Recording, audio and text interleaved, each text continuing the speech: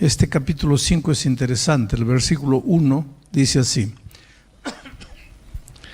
justificados pues por la fe, tenemos paz para con Dios por medio de nuestro Señor Jesucristo. ¿Qué quiere decir justificados? ¿Qué quiere decir fe? Somos justificados por la fe. Interesante que nosotros, el concepto que nosotros tenemos de la vida cristiana en general es un concepto teórico. Pero Jesús era un hombre práctico. Por ejemplo, nosotros podemos discutir el tema de la vida, qué es la vida, y se han escrito libros y más libros filosofando en torno de la vida. ¿Qué es la vida? Ahí Jesús viene y con una practicidad extraordinaria dice: yo soy la vida. Se acabó la discusión, se acabó la filosofía. Yo soy la vida. Entonces Jesús es la vida, Él está aquí.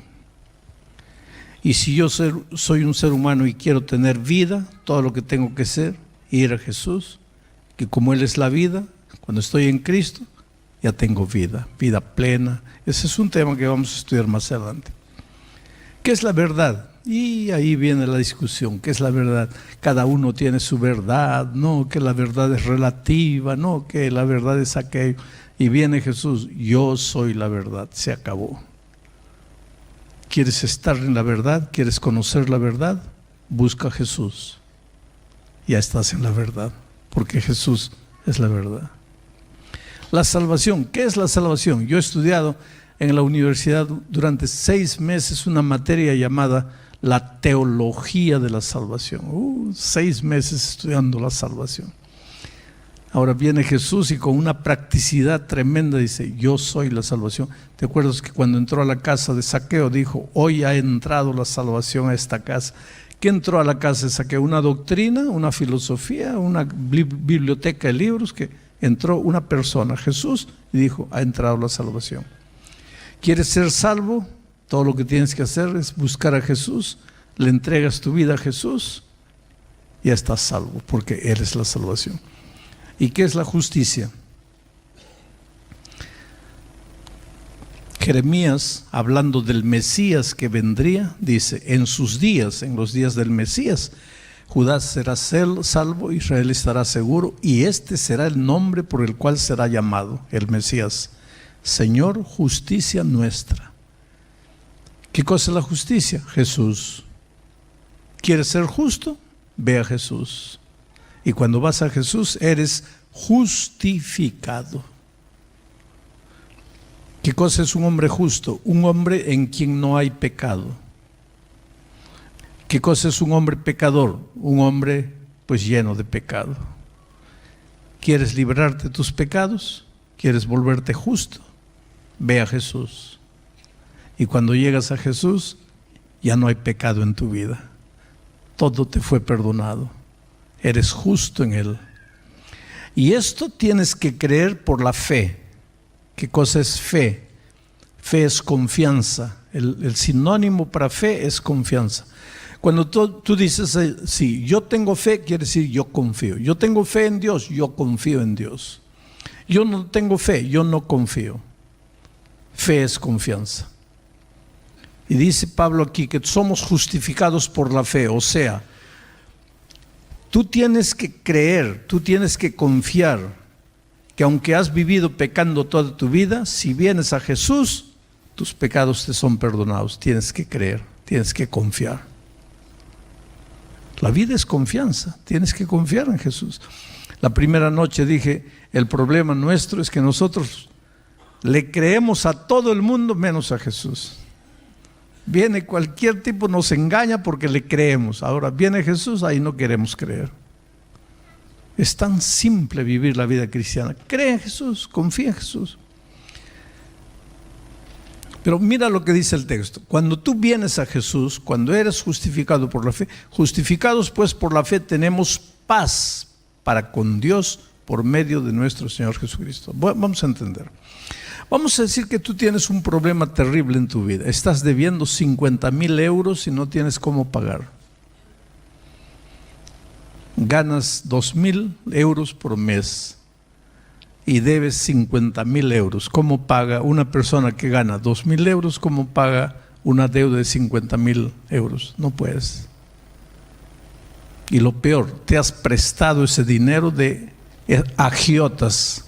Agiotas son esos que prestan dinero a intereses altos y si no pagas te matan. Y ahora no sabes qué hacer. ¿Cómo vas a pagar una deuda de 50,000 dólares si tú ganas solo 50,000 euros y tú ganas solo 2,000 euros? Entonces alguien te dice, te encuentra desesperado, ay, no sé cómo pagar, no sé qué hacer. Y alguien te dice, mira, hay un pastor que está predicando allá en una iglesia, ven. De repente Dios te ayuda y tú vienes y te sientas con una esperanza que Dios haga un milagro en tu vida y que Dios te ayude a encontrar los 50,000 euros. Y entonces yo predico aquí y al final del sermón digo, ¿cuántos quieren entregarle la vida a Cristo? Y tú te levantas y vienes aquí adelante. Mira, cuando tú le entregas la vida a Cristo, en el fondo, vamos a ser honestos, vamos a ser sinceros. Cuando tú vienes adelante, en el fondo, ¿qué es lo que tú quieres que Dios te haga? A ver, dime, con toda sinceridad, ¿qué es lo que quieres que Dios te haga? Que te dé los 50,000 euros. ¿Y Dios podría hacerte caer del cielo 50,000 euros? ¿Podría o no podría? Mira, querido, no dudes nunca del poder de Dios. Jamás dudes del poder de Dios. Porque Dios es Dios. Si Dios quiere. ¿Te acuerdas del pueblo de Israel? Estaba en el desierto muriendo de hambre. No tenía qué comer.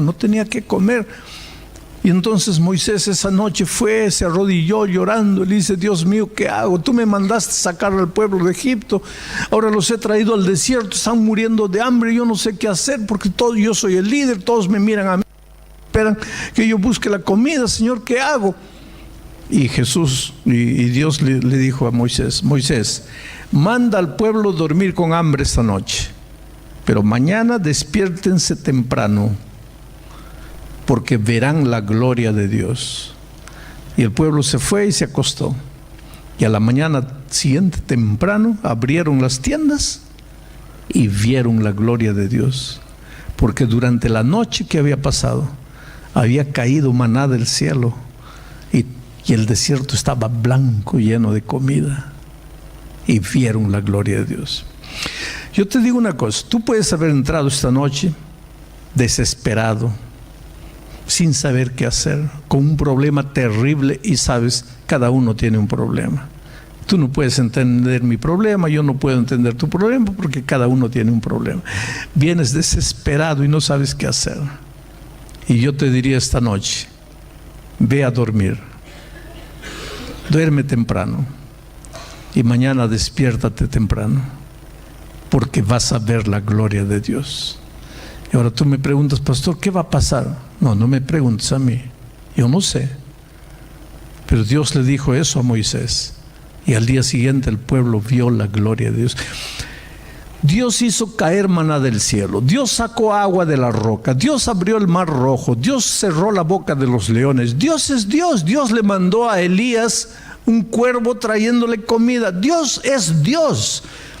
Por lo tanto, tú estás endeudado, 50,000 euros, no sabes qué pagar, te están matando, te están persiguiendo para matar. Entras aquí y le entregas la vida a Dios. Si Dios quiere, te puede hacer caer los 50,000 euros. Nunca dudes del poder de Dios.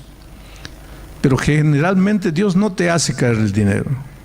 ¿Sabes lo que hace? Cuando vienes aquí adelante, ¿qué es lo que dice Pablo? Cuando tú te entregas a Jesús, justificados pues para con Dios, ¿qué es lo que te da? Tenemos paz. En lugar de darte 50,000 euros, te da paz. Ahí tú te vas a la casa medio triste, bueno, Señor, gracias, pues ya, no te voy a decir que no necesito paz, todos necesitamos paz, pero si me conocieras, si supieras realmente mi problema, no me darías paz. Me darías 50,000 euros, que es lo que estoy necesitando ahora. Ahora yo te pregunto, ¿es que Dios no conoce tu problema? ¿Por qué en lugar de darte los 50,000 euros te da la paz? ¿Por qué? Ahí está el problema. Porque generalmente tú piensas que tu problema es que estás sin empleo. Tu problema es que no tienes casa. Tu problema es que tu carro está viejo. Tu problema es que tus documentos no salen. Tu problema es que estás enfermo. Tu problema es... Y yo no voy a negar que esos problemas hay en tu vida, pero tu verdadero problema, ¿sabes cuál es? El miedo. El miedo, que es lo contrario de la paz. Porque en el mundo no existía miedo, pero cuando Adán y Eva fueron aquí y cometieron el pecado, el primer sentimiento negativo que el diablo colocó en el corazón de ellos fue el miedo. Miedo. Hasta ahí no había miedo. El diablo colocó miedo como diciendo así: si yo coloco miedo en el corazón de estos dos, ya no tengo que hacer nada. El miedo solito los va a acabar. Y efectivamente, 99% de los problemas que tú tienes en tu vida tienen como origen el miedo. Aunque tú no creas. Pastor, ¿cómo va a decir eso? Pastor, yo estoy sin empleo, no por causa del miedo, sino por causa de la crisis. No, es el miedo. No, pastor, es la crisis. Te voy a explicar. Mañana vas a buscar empleo, con miedo en tu corazón, tus manos sudando. Cuando vas a hacer la entrevista, lógico que vas a dar la mano a alguien.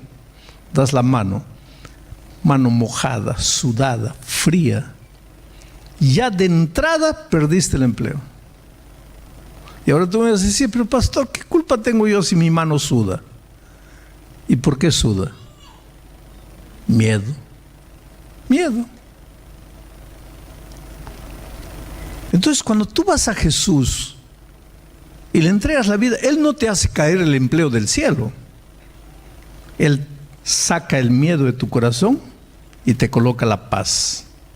Ahora tú vas a buscar empleo con paz. Mira cómo busca empleo el que tiene paz en su corazón. Ya no anda así con la cabeza para abajo. Ay, ojalá que me den empleo. Ojalá si me pagan 3,000 euros por mes. Ay, madre mía, si me pagan 3,000. Y si me pagan 4, Dios mío, yo creo que no merezco 4, pero... Y vas ahí, vas. Y cuando te entrevistas, en tu corazón temblando, ojalá que me digan sí, ojalá que me den el empleo, ojalá. Pero esa es la actitud del que tiene miedo. Ahora, cuando Jesús arranca el miedo de tu corazón, mira cómo busca empleo el que tiene paz en su corazón. En primer lugar, levanta la cabeza, porque ya no tienes miedo. Ahora tienes fe, ahora caminas seguro. ¿Tú te acuerdas que un día Dios le dijo a Abraham: sal de tu tierra, de tu parentela, a una tierra que yo te mostraré?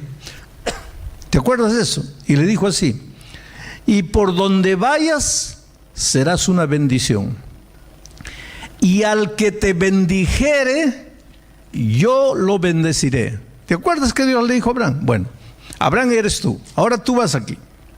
Saliste de tu tierra, de tu parentela, a la España que Dios te mostró, y llegaste aquí. Ahora vas a levantar la cabeza y vas a caminar firme, porque Dios te ha dicho. Eso es si le has entregado la vida a Dios, porque si no le has entregado la vida a Dios, pues no eres nada en la vida. Pero si le has entregado el corazón a Dios, ahora caminas cabeza erecta.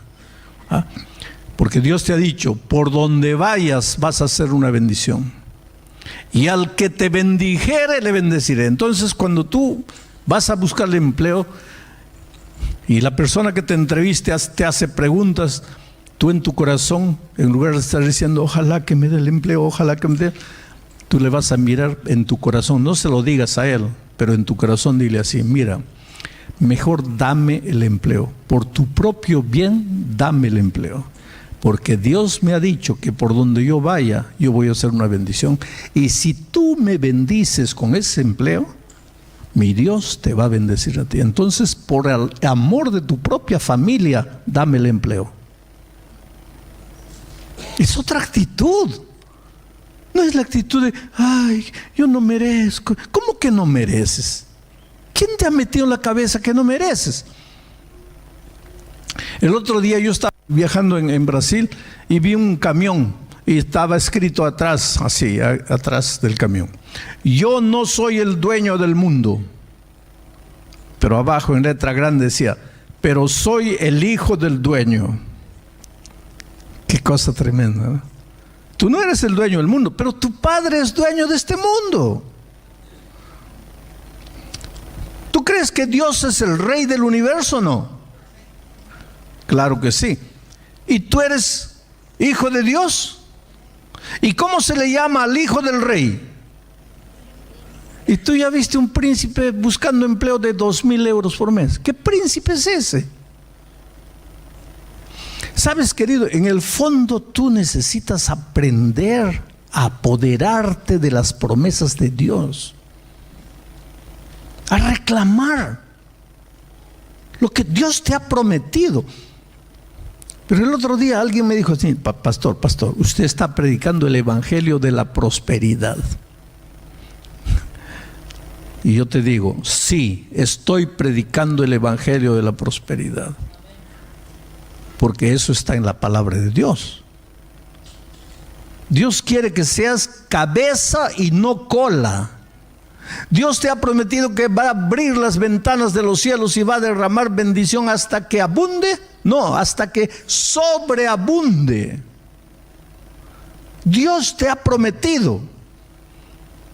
Ahora, existe un evangelio de la prosperidad pirata, falso, mentiroso, falsificado, que está de moda por ahí. ¿Y qué dice ese evangelio de la prosperidad falso? Dice así: trae 100 euros, yo hago una oración y tú vas a estar empleado. Ese es el evangelio de la prosperidad mentiroso. Pero existe el evangelio de prosperidad auténtico, que es: entrégame tu vida y deja que yo voy a llevar tu vida. Yo voy a tener el control de tu vida. Tú vas a ser una bendición por donde vayas, y al que te bendijere, yo lo bendeciré. Pero esa misma persona que me dijo que yo estaba predicando el evangelio de la prosperidad, me dijo: pero pastor, Jesús no fue pobre. Entonces nosotros los cristianos tenemos que ser pobres. Sí, querido, Jesús fue pobre. Las zorras tenían cueva, los pajaritos nidos, pero el Hijo del Hombre no tenía dónde reclinar la cabeza. Eso es verdad. ¿Pero por qué es verdad? Porque, querido, cuando tú naces para vivir. Aunque no merezcas, pero naces para vivir. Pero cuando Jesús nació, Él no nació para vivir, porque Él vino a este mundo ¿para qué? Para morir. Desde su nacimiento, Jesús se dirigía a la muerte. Entonces su vida era una vida de renuncia, despreciado fue por nosotros, porque cargó nuestros dolores, cargó nuestros pecados. Pobreza, no tenía dónde reclinar la cabeza, las zorras tenían cuevas, los pajaritos nidos, Él no, porque Él estaba caminando a la muerte. ¿Pero para qué? ¿Para qué Jesús se dirigió a la muerte? ¿Para qué? Para que tú te dirijas a la vida. Quien tenía que caminar a la muerte eras tú. Pero Jesús te amó tanto que Él vino para ir a la muerte, para que tú recibas la vida.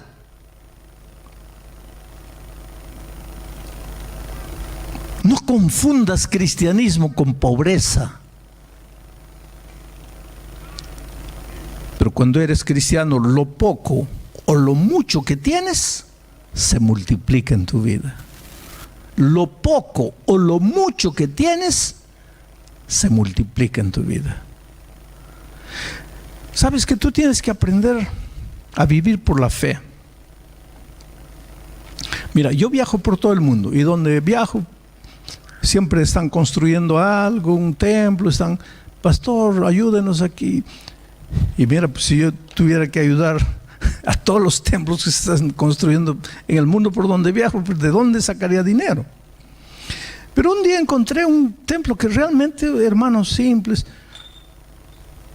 Y yo compraba aproximadamente 2 pares de zapatos por año. 2 pares.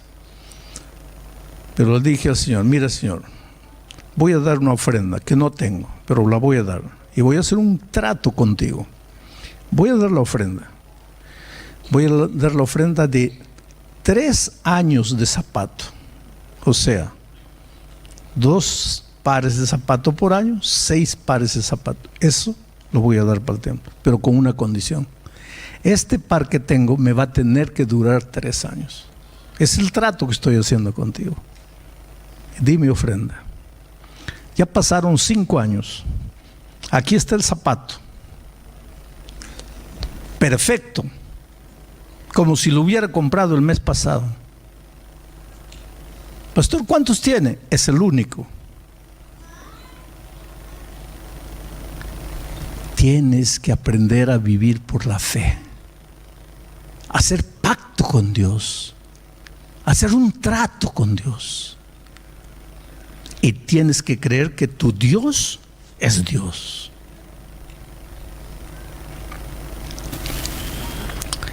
Por eso, querido, cuando tú le pides algo, Dios no te manda de las cosas del cielo.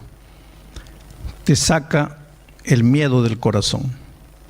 Te coloca la paz. Ahora con paz tú vas a vivir de otra manera. El miedo es la causa de todos tus problemas. ¿Estás lleno de deudas? El problema es el miedo. Pastor, ¿cómo va a ser el miedo? El miedo, y te voy a probar. El sábado abres tu ropero y respiras así. Ay, no tengo ropa. Hay 25 vestidos. No tengo ropa. ¿Y esos 25? No, pero es que ya me han visto con eso. ¿Y cuál es el problema que ya te han visto con eso? No, pero ¿qué dirán? Ahora estamos entrando al problema. Entonces, tú vas a comprar una ropa nueva, no porque no tienes, porque tienes 25. Tú vas a comprar por miedo. ¿Miedo de qué? De que digan que eres pobre. De que digan que ya has estado con esa ropa. ¿Y qué les importa a los otros que tú estés todos los sábados con la misma ropa? ¿Cuál es el problema? Miedo. Entonces, como nos han inventado una tarjetita llamada tarjeta de crédito que te llega por correo y la tarjeta dice, usted tiene un crédito de 3,000 euros. No tienes 3,000 euros, tú no tienes nada. No es porque te dijeron que puedes gastar 3,000 euros que tienes 3,000 euros. Tú no tienes nada. Pero gastas los 3,000 euros. Y cuando llega la hora de pagar, ahí que comienza la deuda. Y ahí, Señor, el problema es la crisis. No, el problema no es la crisis. El problema es que has gastado un dinero que no tenías. ¿Y por qué has gastado? Miedo.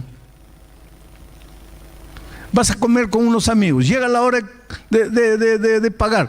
Yo pago. No tienes dinero, pero yo pago. ¿Por qué? Para que los otros piensen que tú no tienes. No sé si te has dado cuenta que nosotros vivimos para agradar a las personas.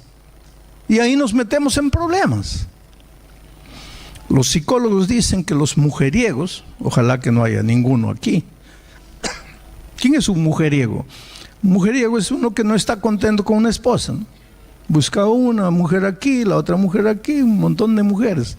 De ahí le dicen mujeriego. Los psicólogos dicen que los mujeriegos son los más miedosos. Ahora, esto es interesante porque el mujeriego generalmente piensa que es el más macho, el más valiente, ¿no? Pero los psicólogos dicen que son los más miedosos. ¿Pero tienen miedo de qué? Esto es lo que, si hay un mujeriego aquí, no le va a gustar. Tienen miedo. ¿Miedo de qué? Miedo de no ser hombre. Entonces, en cada aventura, él trata de afirmarse: soy hombre, soy hombre. Va con la otra: soy hombre, soy hombre, soy hombre, soy hombre. ¿Por qué? Porque tiene miedo de no ser hombre. Porque el que está seguro de que es hombre, mi esposa en casa, listo, ¿para qué más? Tú te das cuenta cómo el miedo es el origen de todo. ¿Qué cosas son los celos? Miedo, inseguridad. Por eso, cuando le entregas la vida a Jesucristo, lo primero que hace es arranca el miedo, te coloca la paz. Ahora con paz ya no necesitas estar haciendo tonterías, ya vives seguro, confiante. Jesús te curó. Pero Dios es un Dios de milagros, ya les he dicho. Dios trabaja con dos tipos de milagros: milagros sobrenaturales y milagros naturales. ¿Qué cosa es un milagro sobrenatural? Es un milagro cuando Dios rompe las leyes de la naturaleza. Por ejemplo, hay una ley que se llama la ley de la gravedad, ¿no es cierto? ¿Qué dice esa ley? Que si yo suelto este micrófono, ¿qué va a pasar? Va a caer, va a ser atraído al centro de la tierra. Pero ¿qué sucedería si yo suelto el micrófono y en lugar de caer comienza a flotar? Ese es un milagro. Ahí se está rompiendo una ley de la naturaleza. Entonces, Dios actúa muchas veces con milagros sobrenaturales. Dios rompe las leyes de la naturaleza. Por ejemplo, que el mar se abra, eso no es normal. Ahí Dios rompió la ley de la naturaleza. Que de la roca salga agua, Dios rompió la naturaleza. Un hombre estaba muerto hace 4 días, ya olía mal y de repente resucita y anda. Dios está rompiendo la ley de la naturaleza. Un paralítico 38 años no andaba y comienza a andar. Dios rompió la ley de la naturaleza. Dios puede hacer ese tipo de milagros. El otro día alguien me dijo: no, pastor, pero eso era de la Biblia. Hoy día ya Dios no hace. Sí, hoy día Dios hace ese tipo de milagros. El otro día yo estaba predicando en Estados Unidos. Era una iglesia más o menos de este tamaño. Y al final de la predicación, pues como siempre digo: ¿cuántos quieren entregarle la vida a Jesús? Vengan. Y la primera señora que se levantó con dificultad, así medio, fue una señora un poco gordita, así, se levantó y vino así, casi arrastrando los pies vino. Pero la gente comenzó a llorar, la gente comenzó a abrazarse uno al otro. Yo no entendía qué es lo que pasaba, pero cuando terminó y salí aquí, el pastor me abrazó, el pastor estaba llorando, emocionado. Le digo: ¿qué sucedió? Me dice: esa señora que se levantó, la primera, sufrió un accidente de tránsito hace 18 años. Se quebró la columna. Hace 18 años no andaba, estaba en silla de ruedas. Todas las piernas enflaquecidas. Y esta noche se levantó y comenzó a andar. Y no estamos en los tiempos bíblicos. Dios puede hacer milagros hoy. Yo participé en Río de Janeiro de un culto de acción de gracias de un niño de 6 años que salió corriendo atrás de la pelota. El carro lo atropelló, lo mató. Lo llevaron al hospital, murió. Y cuando todos los familiares estaban llorando ya porque el médico salió de la sala de cirugía y dijo: mire, hicimos lo que pudimos, pero acabó. Y todos los familiares se abrazaron a llorar. De repente un médico joven entra, se abre paso y le toca la cabeza al niño, le toma el pulso y todos lo miran: pero ¿qué está haciendo ese? Si ya el otro médico dijo que está muerto. Y el médico salió, y cuando salió, el niño comienza a quejarse. Y de repente llaman a las enfermeras, corren todo. Hoy día el niño está andando. Y me invitaron para hacer el culto de acción de gracias. El niño entró caminando, trayendo la Biblia para predicar esa noche. Dios es Dios. Ahora hay una cosa. Los milagros sobrenaturales de Dios suceden cuando Él quiere, con quien Él quiere, donde Él quiere y porque Él quiere. O sea, milagros sobrenaturales son atributos divinos, no son humanos. No suceden porque el hombre quiere, no. No suceden porque el pastor que oró era consagrado, no. No suceden porque la persona tenía mucha fe, no. Milagros sobrenaturales suceden porque Dios quiere, donde Dios quiere, cuando Dios quiere, con quien Dios quiere. Y te voy a probar. En los tiempos de Cristo, ¿cuántos cadáveres había? Miles. ¿Y a cuántos resucitó? A 3. ¿Y a los otros por qué no? ¿Cuántos paralíticos había? Miles. ¿A cuántos hizo andar? A unos pocos. ¿Y a los otros por qué no? ¿Cuántos leprosos había? Miles. ¿A cuántos curó? No más de 20. ¿Y los otros? Es lo que te estoy diciendo. Milagros sobrenaturales son realidad, suceden, pero cuando Dios quiere, con quien Dios quiere, porque Dios quiere. Entonces tú vas a decir, pastor, pero entonces Dios es injusto. ¿Por qué le hace milagros a unos y a los otros no? No, es que Dios hace milagro con todos, solo que con unos milagros sobrenaturales y con el resto milagros naturales que son iguales a estos, pero que son naturales. Pastor, es que no le entiendo. ¿Qué es milagro natural? Estás sin empleo y lloras delante de Dios, Señor, dame un empleo. Y en ese momento suena tu celular y agarras, atiendes y te dice, mira, hace 2 meses usted vino a entrevistarse, lo necesitamos mañana a las 8 de la mañana, está empleado. ¿Qué milagro es ese?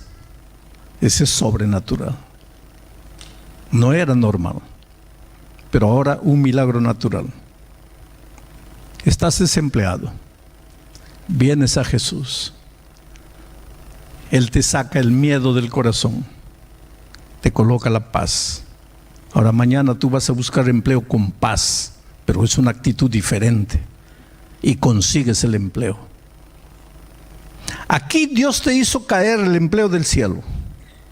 Aquí igual tienes el empleo, pero el instrumento para conseguir el empleo eres tú mismo, pero tú curado del miedo. Porque tú enfermo con miedo no encuentras nada, pero curado del miedo, ahí es otra cosa. Y te voy a contar un ejemplo para mostrarte cómo el miedo es terrible. Yo estaba predicando en una ciudad, en un teatro de ópera. Era un teatro de 5 pisos, un teatro redondo así. Yo tenía que estar predicando mirando aquí porque la gente estaba en 5 pisos. Terminó de predicar, entré al camarín y estaba esperando ahí el pastor que me iba a llevar al hotel. Y de repente se abre la puerta y entra una cama. Y en la cama un muchacho tetrapléjico, un muchacho que del cuello para abajo no movía nada, porque el parapléjico de la cintura para abajo no mueve, pero mueve los brazos. El tetrapléjico del cuello para abajo no mueve. Y este muchacho no podía estar ni siquiera en una silla de ruedas, él estaba en cama, porque de aquí para abajo no movía nada. Y ya me habían contado la historia, porque ese muchacho nació y creció en la iglesia. Pero cuando creció fue a la universidad, y en la universidad pues se llenó la cabeza de cosas. Y un día miró al papá, a la mamá, dijo, miren una cosa, ustedes creen en el evangelio, la Biblia, son tonterías. Para mí esas son tonterías. Miren, yo respeto la fe de ustedes, pero así como yo respeto la fe de ustedes, Ustedes respeten mis convicciones. No me hablen de Dios, no me hablen de iglesia. Ay, pero hijo, ¿cómo? Por favor. Si no, vamos a pelear.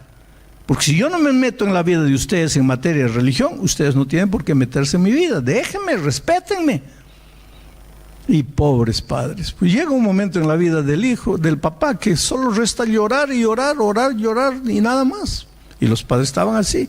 Un sábado de mañana los padres estaban en la iglesia, el muchacho con sus amigos en el río, ahí a la orilla del río comiendo asado, cerveza, carne asada, cerveza y más cerveza y carne asada. A eso de las 4 de la tarde ya estaban todos medios picados por el alcohol. El problema del alcohol es que te quita la noción de prudencia, de sensatez. Decidieron arrojarse al río de una roca grande como a unos 3 metros, pero el agua estaba turbia, no vieron que el agua era profunda, pero había una roca en un lugar del agua, una roca que estaba casi a 50 centímetros. Y este muchacho se arroja directo de cabeza a la roca, se parte el cráneo, lo llevan al hospital entre la vida y la muerte, 8 meses en ese sufrimiento. Y cuando sale del hospital, sale con vida, pero condenado el resto de su vida a una cama, porque del cuello para abajo no movía nada. Ahora, cualquiera en esas circunstancias se volvería a Dios, se pediría perdón, Señor, me arrepiento, ayuda, pero él no, al contrario, él se revoltó contra Dios. ¿Sabes que yo pocas veces vi a alguien insultar a Dios como este muchacho lo hacía? Pero era malcriado, era terrible, ¿sabes? No solo insultaba a Dios con palabras feas, soeces, sino que agredía a los papás. Miren, él era peor que un bebé, porque había que cambiar los pañales, bañarlo, todo. Y un hombre ya grande, adulto. Y los padres hacían ese trabajo todo con cariño, con amor, pero él los maltrataba a los padres, los gritaba, les insultaba. El pastor de la iglesia fue a visitarlo, lo expulsó al pastor. Los muchachos de la iglesia fueron a visitarlo, no quería recibir a nadie. Ahí yo llego a predicar a la ciudad y pues los hermanos piensan que yo hago milagros y me lo traen a mí a hablar conmigo. ¿Qué voy a hacer yo con un hombre que no quiere saber nada de Dios? Y él ya entra, la cama entra, él ya entra gritando, insultándome, nunca me vio, nunca, y ya comienza a agredirme. Pero bueno, a mí tú puedes insultarme lo que quieras, eso no me afecta a mí. Yo me levanté, pues sí, y me acerco a él, le digo, mira hijo, yo sé cómo te sientes. ¿Cómo sabes cómo me siento? Le digo, mira hijo, tú tienes que aprender a confiar en Dios. ¿Para qué hablé de Dios? Ahí dejó de insultarme a mí, empezó a insultar a Dios, pero ahí ya me dejó nervioso. Pues a mí insúltame lo que quieras, pero a Dios. Ahí yo le dije, mira muchacho, calma aquí. ¿Cuál es tu problema? Y él me dice, ¿cómo cuál es mi problema? Mírame, ¿cuál es mi problema? Le digo, ¿qué? ¿Que no puedes andar? Eso no es problema. Él me dice, sí que no es problema. ¿Quieres cambiar conmigo la situación? No, le digo, yo no quiero cambiar. Pero lo que te quiero decir es que el hecho de que no puedes andar, eso no es problema. Tu problema es otro. Tu problema es tu corazón lleno de veneno. Ese veneno que destilas, que botas, ¿tú crees que le hace mal a los otros? No les hace nada, pero ese veneno te está destruyendo a ti. Es decir, tu vida física ya está acabada. Ahora tú te estás acabando por dentro con ese veneno de odio, de rencor. Y eso va a terminar solo el día que tú arranques ese veneno y te humilles delante de Dios y pidas perdón.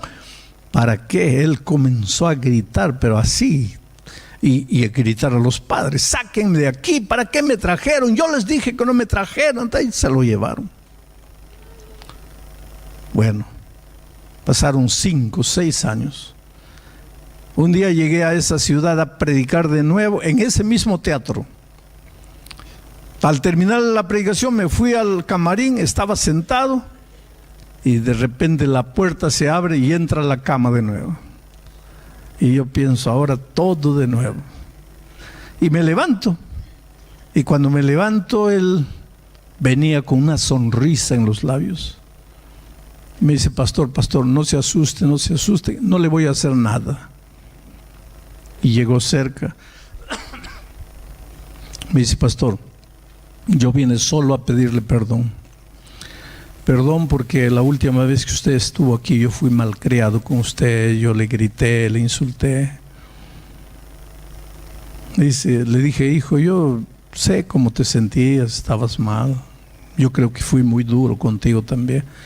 No, pastor, me dice, en realidad ese día yo no le entendí, yo salí de aquí molesto con usted. Usted sabe que después de mucho tiempo, esa noche fue la primera vez que yo oré, hablé con Dios, pero no para pedir bendición. Yo oré, porque hace años que yo no hablaba con Dios, pero esa noche hablé y dije, Señor, si eres Dios, mata a ese hombre, mátalo donde está. Ese hombre malo, sin corazón, ¿cómo tiene el valor de tratarme así solo porque yo no puedo moverme? Pastor, yo estaba con odio de usted. Y yo lo odié durante 8 meses.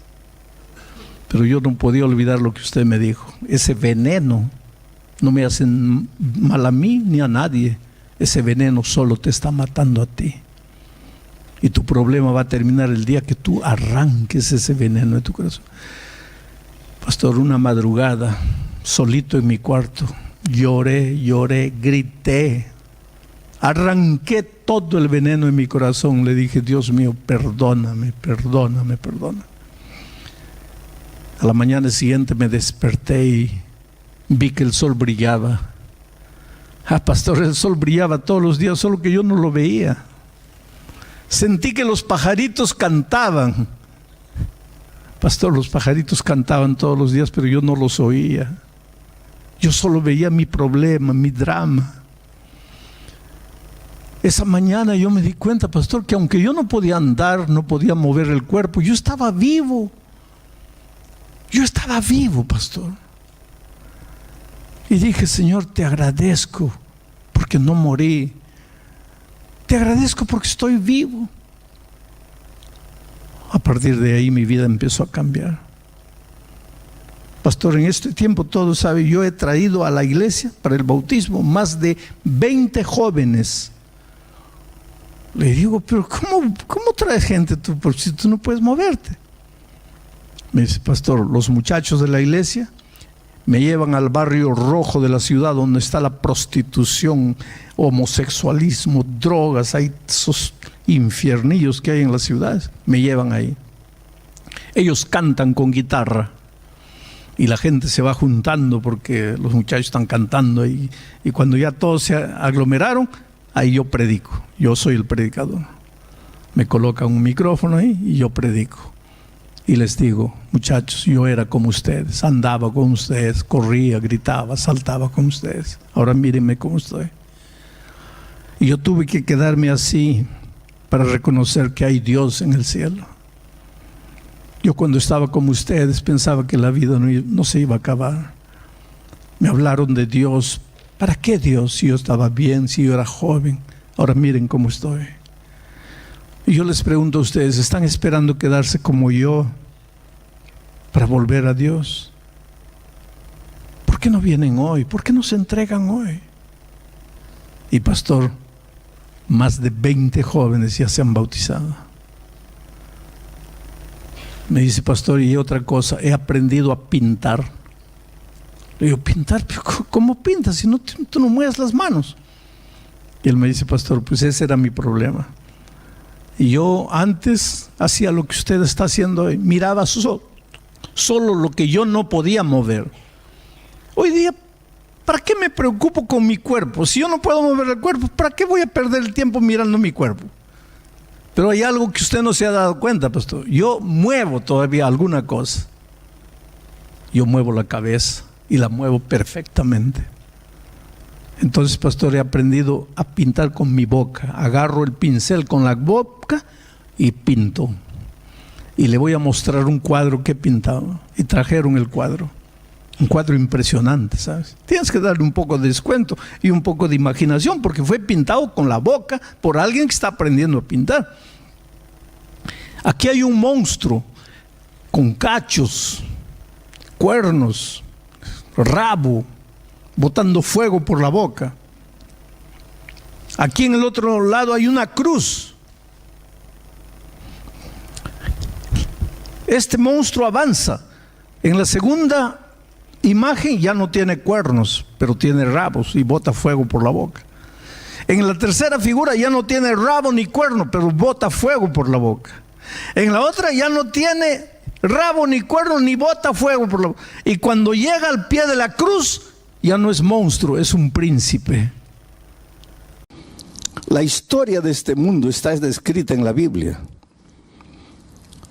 Hay guerra por aquí, guerra por allá.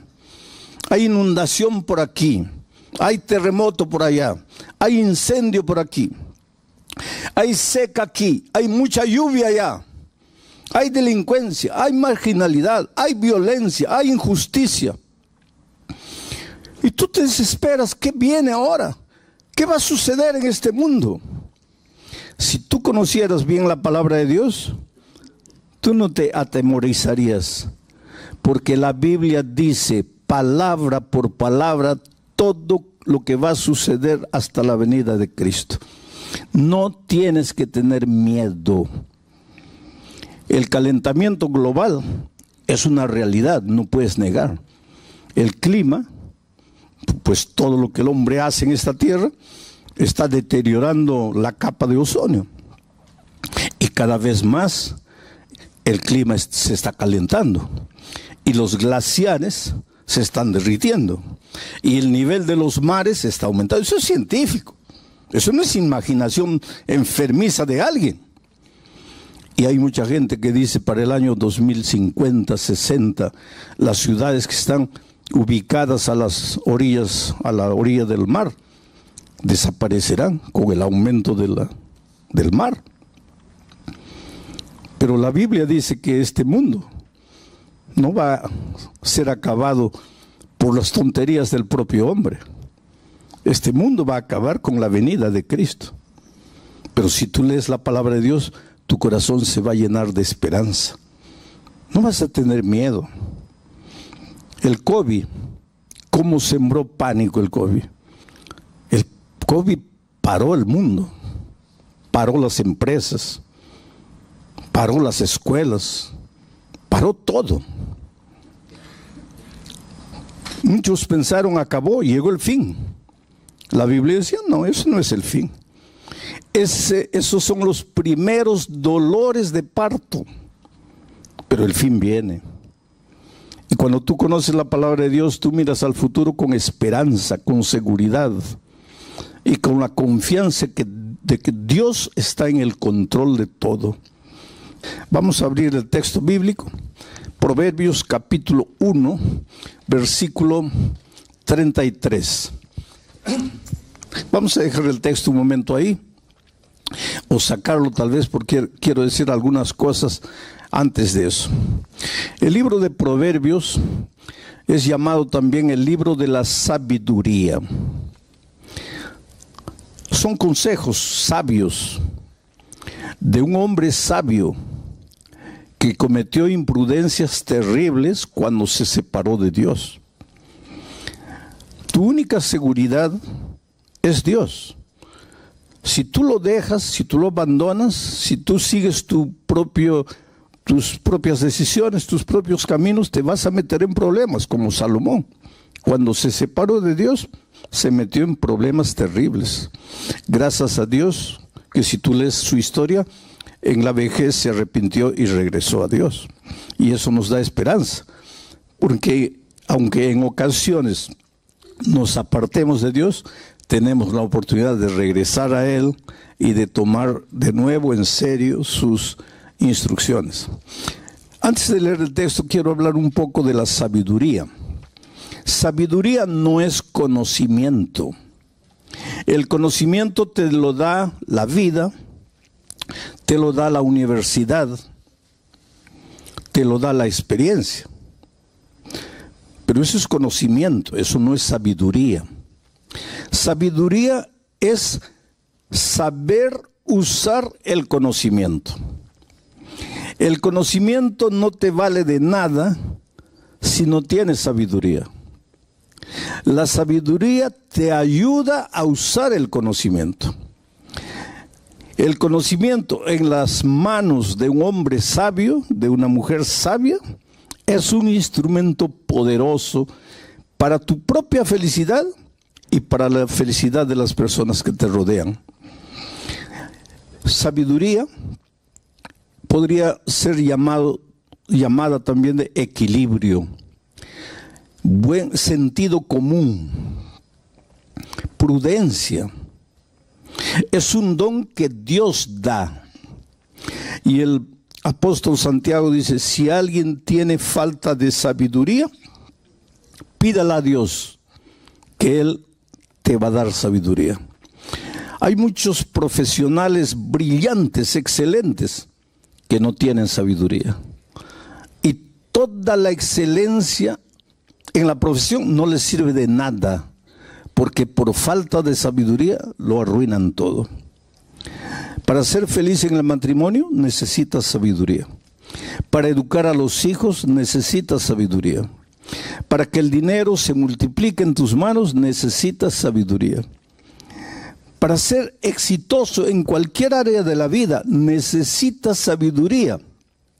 Y vuelvo a repetir, la universidad puede darte un título de conocimiento, pero no un título de sabiduría. Cuando alguien es nombrado gerente de la fábrica o presidente de la institución, no se le da sabiduría. Por lo tanto, el cargo no significa sabiduría. Hay gerentes, presidentes que no tienen sabiduría. Y hay gente simple que sí tiene sabiduría. ¿Por qué? Porque la sabiduría es un don que Dios da. Sabiduría es prestar atención, oído a los consejos divinos. Ahora, con ese contexto, vamos al texto bíblico. El texto dice así: mas el que me oyere, está hablando Dios, habitará confiadamente y vivirá tranquilo sin temor del mal. Ese más, ya les dije ayer que en la Biblia ninguna palabra está por estar. Cada palabra, inclusive cada coma, tiene un porqué. Hay que prestar atención a todo. Ese más, que quiere decir pero, que quiere decir sin embargo, nos da a entender que para comprender correctamente el texto, hay que leer los versículos anteriores. Y los versículos anteriores está hablando del dolor y de los sufrimientos de los hombres que no son sabios, de los que siguen sus instintos, de los que escogen su propio camino. Esos sufren. Esos no tienen paz ni de día ni de noche. Esos viven en permanente estado de ansiedad y de miedo.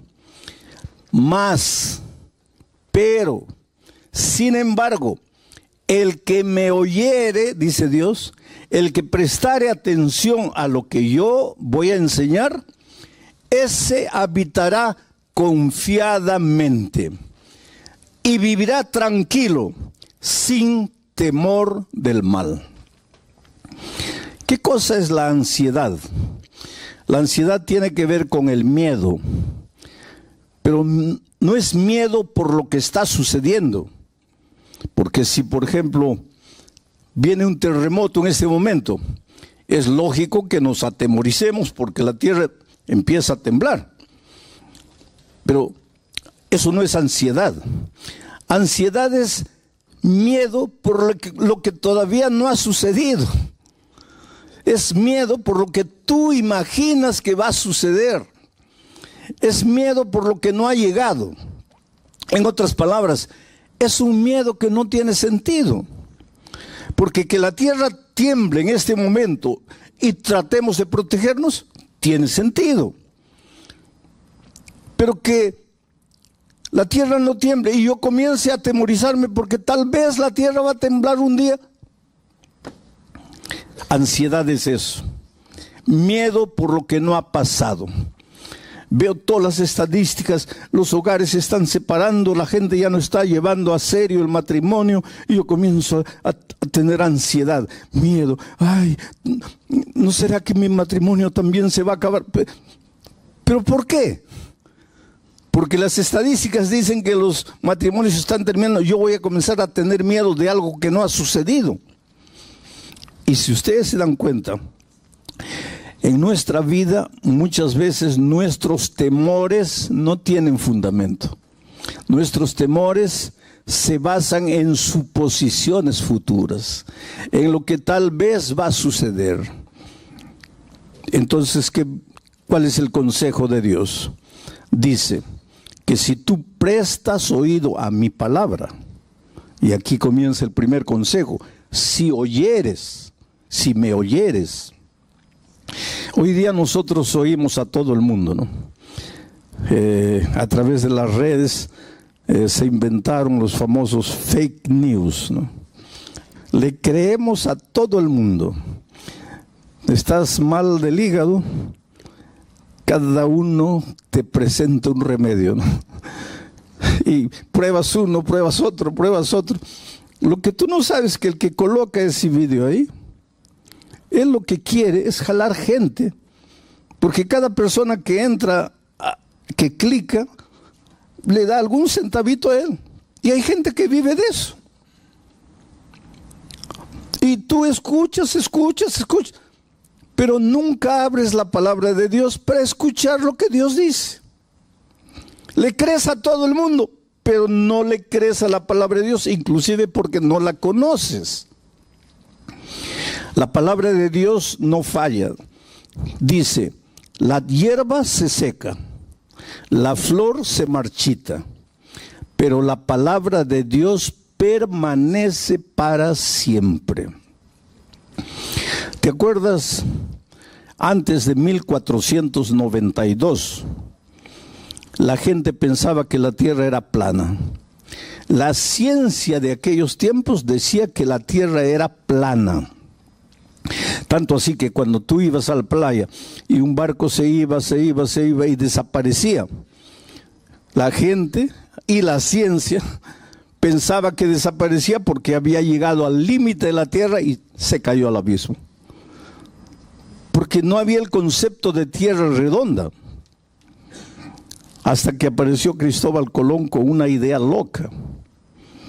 Y Cristóbal Colón dijo, no, la tierra es redonda. Y hubo una reina española que le creyó. Y entonces le ayudó financieramente a construir la Pinta, la Niña y la Santa María. ¿Se acuerdan? Y él fue. Y el 12 de octubre del año 1492, probó que la tierra era redonda. Y la ciencia abrió los ojos. Tienes razón, la tierra es redonda. ¿Qué año? 1492. 1492. Pero hasta el año 200 de nuestra era, el canon bíblico ya había sido cerrado. ¿Y sabes lo que la Biblia decía? Que la tierra es redonda. Y en 1492 la ciencia abre los ojos para decir que la tierra es redonda. Una cosa que la Biblia ya lo decía. Y eso es para decirte una cosa. La historia de este mundo está descrita en la Biblia. Hay guerra por aquí, guerra por allá. Hay inundación por aquí. Hay terremoto por allá. Hay incendio por aquí. Hay seca aquí. Hay mucha lluvia allá. Hay delincuencia. Hay marginalidad. Hay violencia. Hay injusticia. Y tú te desesperas. ¿Qué viene ahora? ¿Qué va a suceder en este mundo? Si tú conocieras bien la palabra de Dios, tú no te atemorizarías, porque la Biblia dice palabra por palabra todo lo que va a suceder hasta la venida de Cristo. No tienes que tener miedo. El calentamiento global Es una realidad, no puedes negar. El clima, pues todo lo que el hombre hace en esta tierra, está deteriorando la capa de ozono. Y cada vez más el clima se está calentando. Y los glaciares se están derritiendo. Y el nivel de los mares está aumentando. Eso es científico. Eso no es imaginación enfermiza de alguien. Y hay mucha gente que dice para el año 2050, 60, las ciudades que están ubicadas a las orillas, a la orilla del mar, desaparecerán con el aumento del mar. Pero la Biblia dice que este mundo no va a ser acabado por las tonterías del propio hombre. Este mundo va a acabar con la venida de Cristo. Pero si tú lees la palabra de Dios, tu corazón se va a llenar de esperanza. No vas a tener miedo. El COVID, ¿cómo sembró pánico el COVID? El COVID paró el mundo, paró las empresas, paró las escuelas, paró todo. Muchos pensaron, acabó, llegó el fin. La Biblia decía, no, eso no es el fin. Esos son los primeros dolores de parto, pero el fin viene. Y cuando tú conoces la palabra de Dios, tú miras al futuro con esperanza, con seguridad y con la confianza de que Dios está en el control de todo. Y Dios te ama y Dios está en el control de tu vida. Y si yo hubiera muerto con el COVID, yo siempre me preguntaba, porque yo siempre predico, enseño y digo que los cristianos no tenemos que tener miedo de la muerte. ¿Por qué?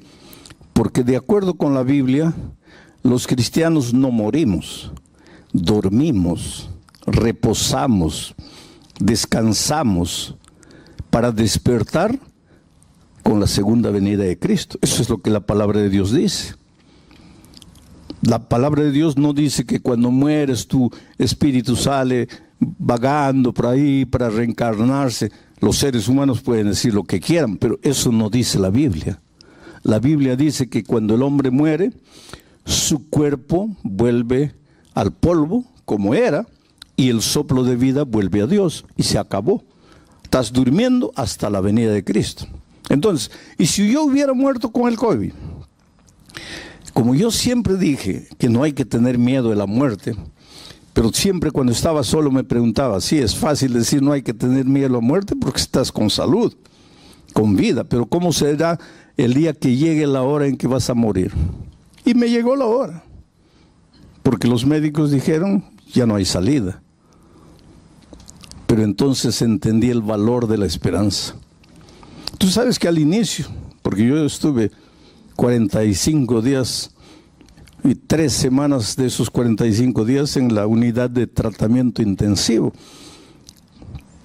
y 48 horas ya inconsciente. Cuando yo al inicio yo le pedí a Dios, lógico como todos, Señor, mire, yo vine aquí a este país a predicar tu palabra y por favor pues restaura mi salud, tengo que terminar el trabajo porque no lo había concluido todavía. Señor, levántame, cúrame, sáname, tú eres Dios de milagros. Pero cuando fui empeorando, llegó un momento en que yo sentí que me iba. Y yo no dije a Dios, ya cúrame. Yo simplemente le dije, Señor, muchas gracias por todo lo que hiciste en mi vida hasta aquí. Voy a descansar. Solo te pido que cuando Jesús vuelva, quiero ver a mi familia y quiero ver a mi iglesia. Y me apagué. Cuando yo salí del hospital, una médica me dijo, yo no creo en Dios, pero usted cree. Y quiero que sepa de una cosa, desde el punto de vista de la medicina, usted no tenía esperanza de vida. Y lo que lo restauró fue su confianza en un poder superior. Era mi confianza en Dios. Y si hubiera descansado, pues nos hubiéramos abrazado el día de la resurrección, cuando Cristo vuelva. Ese es el valor de la esperanza. Por eso Salomón dice, el que me oye. ¿Y cómo oyes a Dios? A través de su palabra, a través del sermón de esta noche. Estás oyendo la palabra de Dios, porque yo no te estoy diciendo mis ideas, te estoy diciendo lo que el texto bíblico dice. El que me oyere, ese habitará confiado. ¿Qué cosa significa habitar confiado? Estar tranquilo. No quiere decir acostarte en la cama esperando que las bendiciones te caigan del cielo. No. Pero vas a vivir sin ansiedad. Ay, ¿será que voy a encontrar empleo? ¿Será que no? Oh, querido, cuando conoces la palabra de Dios, tu vida cambia en todos los sentidos. Porque un día Dios le dijo a Abraham, sal de tu tierra, de tu parentela, de la casa de tus padres, vete a una tierra que yo te mostraré. A algunos de ustedes les mostró España, por eso se vinieron aquí, ¿no es cierto? Bueno, pero la promesa de Dios a Abraham fue, por donde quiera que tú fueres, yo estaré contigo. Y si alguien te bendijere, yo lo bendeciré. Esa es promesa de Dios para ti. Entonces la próxima vez que vayas a buscar empleo, vas a llevar tus papeles, ¿no? Tu currículum de vida. Y cuando llegues le entregas al entrevistador. ¿Y cuál es tu actitud? En el corazón, ojalá que me dé el empleo, ojalá que me dé el empleo, quiera Dios que me dé el empleo. Y el otro revisando tus papeles, ¿no? Y tú temblando aquí, ojalá que me dé el empleo, ojalá que me dé. Porque no conoces la palabra de Dios. Porque si tú conocieras la palabra de Dios, en tu corazón dirías otra cosa. En tu corazón le dirías al que está revisando tus papeles, no con tu boca, en tu corazón. Tú le dirías, mira, para de mirar mis papeles, mejor dame el empleo, por tu propio bien, porque yo soy hijo de Dios, y Dios me ha dicho a mí que por donde yo vaya, Él me va a bendecir. Y si alguien me bendijere, o sea, si tú me das el empleo, Dios te va a bendecir a ti. Entonces para de revisar los papeles, ya dame el empleo. Pero esa es otra actitud. Tú caminas por la vida, no, ay, ¿qué será? ¿Cómo será? ¿Qué pasará mañana? No, querido, tú conoces a Dios. Y el que conoce a Dios es un vencedor y camina por la vida con la cabeza levantada. Y si no te dan el empleo, gloria a Dios. Pero pastor, ¿cómo gloria a Dios?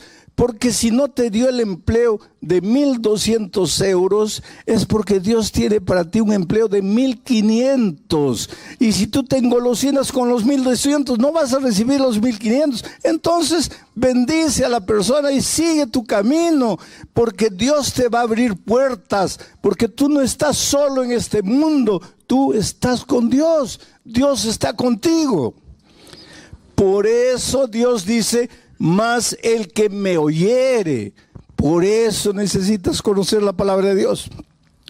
Por eso necesitas oír los mensajes bíblicos que tienen que ver con la palabra de Dios. Entonces vas a habitar confiadamente y vas a vivir tranquilo, sin temor del mal. Presta atención a esta última frase. No dice que si le entregas a la vida a Jesús, no dice que si prestas oído a sus consejos, el mal no te va a llegar. No dice. ¿Y sabes por qué? Porque Dios nunca te hizo la promesa de que si tú te entregas a Jesús, nada malo te va a suceder. Él nunca prometió eso. Por lo tanto, si un día la enfermedad llega a tu vida, si el desempleo llega a tu vida, por favor, no digas, oh Dios mío, te has olvidado de mí, yo soy tu hijo, ¿dónde está tu promesa? No. Porque Él nunca te prometió que en esta vida de dolor, en esta vida de miseria y de pecado, nunca vas a tener problemas. Él nunca te prometió. Lo que Él te prometió es que en medio de los problemas tú vas a vivir seguro, tranquilo, confiadamente. ¿Por qué? Porque sabes que tienes un Dios todopoderoso que no falla. Ahora, un ejemplo bíblico de todo esto que dije hasta aquí. ¿Te acuerdas cuando los discípulos estaban en alto mar un día? Y el cielo se puso negro, negro, negro. Relámpagos y truenos. Y las olas gigantescas se levantaron. Y entraba el agua al barquito. Y el barquito ya iba a zozobrar.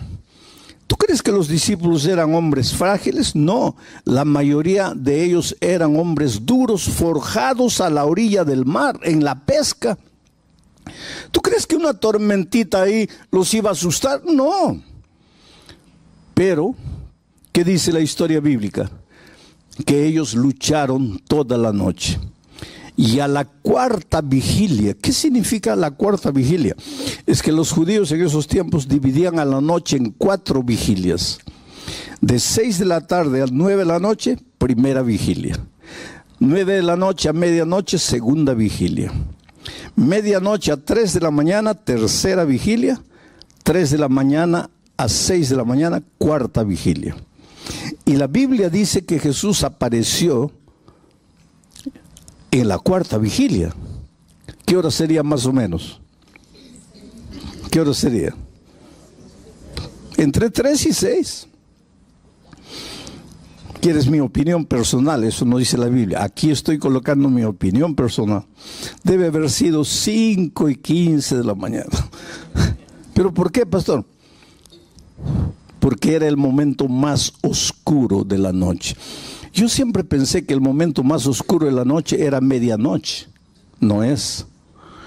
El momento más oscuro de la noche es faltando 5, 10 minutos para que la luz del nuevo día aparezca.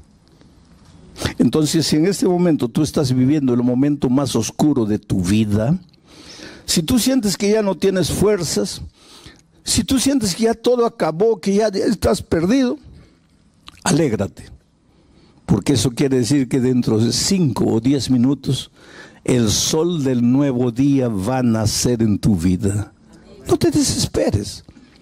Jesús apareció en el momento más oscuro, la cuarta vigilia. Y los discípulos se asustaron. Habían clamado en la noche, Señor, ayúdanos. Ahora Jesús aparece y se asustan. ¿Por qué? Porque Jesús no apareció como ellos esperaban que apareciese. Y aquí hay una lección valiosa, querido. Muchas veces las respuestas divinas no son o no llegan a tu vida como tú quisieras que lleguen. ¿Cómo esperaban esos discípulos a Jesús? No sé, voy a imaginar. Tal vez volando en el aire porque era Dios, echándoles una cuerda para que se agarrasen y los rescatarlo, o en un helicóptero, o que de repente Jesús hiciese calmar la tempestad, hiciese salir el sol. Yo no sé. Lo que ellos nunca esperaron es que Jesús iba a aparecer andando sobre el agua. Tanto así que cuando lo vieron, en lugar de alegrarse, se asustaron. Es un fantasma, es un fantasma. Y entonces Jesús dijo una cosa: soy yo, no tengáis miedo. Esta es la clave. Soy yo, no tengáis miedo. Entonces Pedro le dijo: Señor, si eres tú, manda que yo también camine sobre las aguas. Y Jesús le dijo: ven.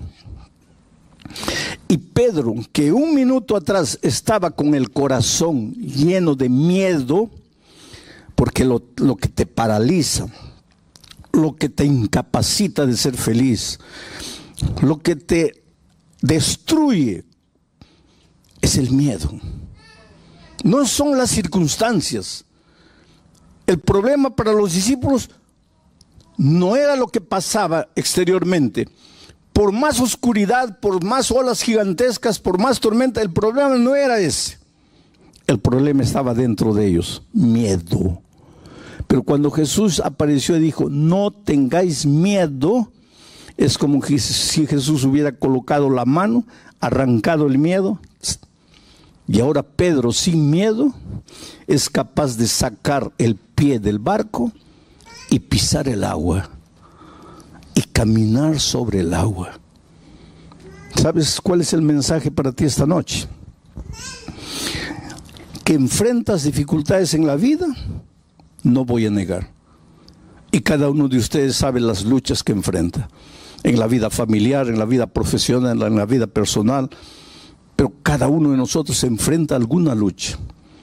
Y tú piensas que tu problema, no, mi problema es la esposa, no es el esposo, es el hijo, es el patrón, es el jefe. No, querido. Tu problema está aquí en el corazón. Es el temor, es el miedo. ¿Y qué sucede cuando vas a Jesús? Calma la tempestad, hace brillar el sol. No. Saca el miedo. Y ahora sin miedo, tú eres capaz de andar por encima de las aguas en medio de la noche oscura. Todos quisiéramos que Dios hiciese brillar el sol a medianoche para nosotros. Esos son milagros. Y Dios es capaz de hacer milagros. Y los hace. Pero todos quisiéramos milagros. Pero el más grande milagro que Dios hace es curarte por dentro. Porque el mejor instrumento para resolver tus problemas eres tú mismo, pero curado del miedo. Ahora tú con tu corazón lleno de ansiedad, lleno de temor, esperando un milagro, nada va a cambiar. Jesús no viene para colocar un adhesivo encima de la llaga. Jesús viene para limpiar la llaga de verdad y colocar mertiolate o alcohol, y tú gritas de dolor. Tú preferirías un band-aid. Jesús no coloca band-aids. Jesús cura de verdad, aunque la curación de Jesús te duela y te haga llorar, pero te va a curar de verdad. Y esta noche tú puedes volver a la casa feliz. Mira otra promesa más del Señor Jesucristo en el siguiente texto. Estas cosas, dice Jesús, os he hablado.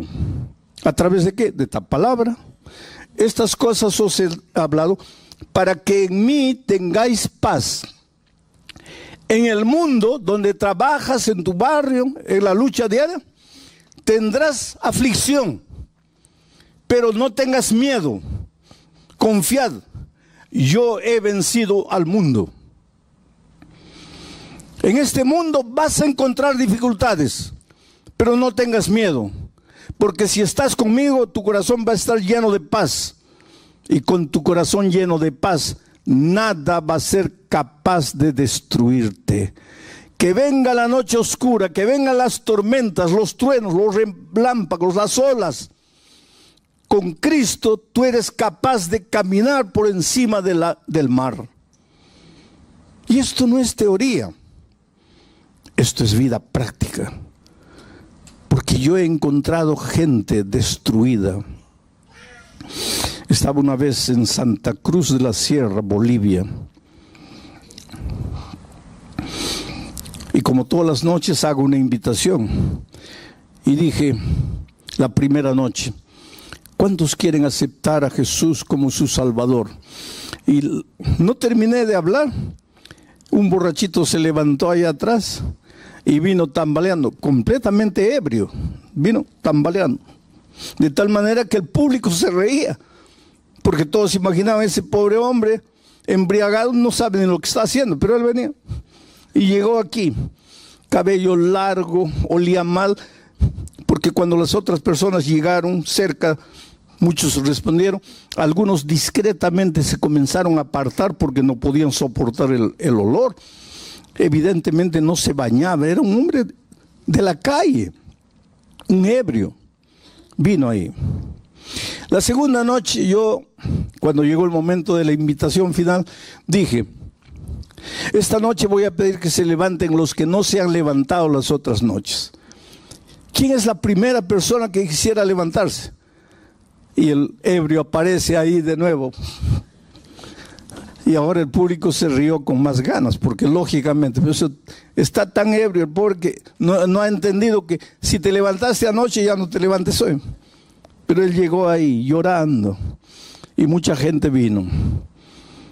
La tercera noche dije, los que han venido las otras noches, adelante ya no vengan. Esta es una invitación para quien no se ha levantado las otras noches. Y yo en mi corazón pensé, ahorita aparece el ebrio de nuevo. ¿Quién es la primera persona? Y el ebrio no apareció. Y la siguiente noche no apareció. Y la otra noche no apareció. Y yo pensé, bueno, ya no vino más. El viernes en la noche hice un llamado para el bautismo. ¿Por qué una persona se bautiza? Porque cuando te bautizas, eres sepultado en las aguas. Ahí muere el viejo hombre y el que sale de las aguas es un hombre completamente nuevo. Has nacido en Cristo. Entonces el bautismo no es una ceremonia, es un pacto de fidelidad con Cristo. Y muchos se bautizaron. Pero cuando hice el llamado para el bautismo, la primera persona que se levantó y vino fue un hombre que tenía una Biblia así en el pecho. Vino aquí adelante, estaba con una camisa blanca, un pantalón jeans, bien cortadito el cabello, se notaba que se había echado gomina, ¿se acuerdan de eso? Que se echaba en el cabello, bien peinadito, y lloraba, lloraba y lloraba. Yo lo miré y le dije, espera, yo te conozco. Tú no eres la persona que se levantó las primeras noches. Y él me miró así, dice, sí, pastor, yo soy. Y en mi corazón yo sentí una emoción tan grande, porque ya no era ni la sombra del hombre que se levantó las dos primeras noches. Bueno, comenzó la ceremonia bautismal, y yo estaba allá atrás, y lo veo a él llorando.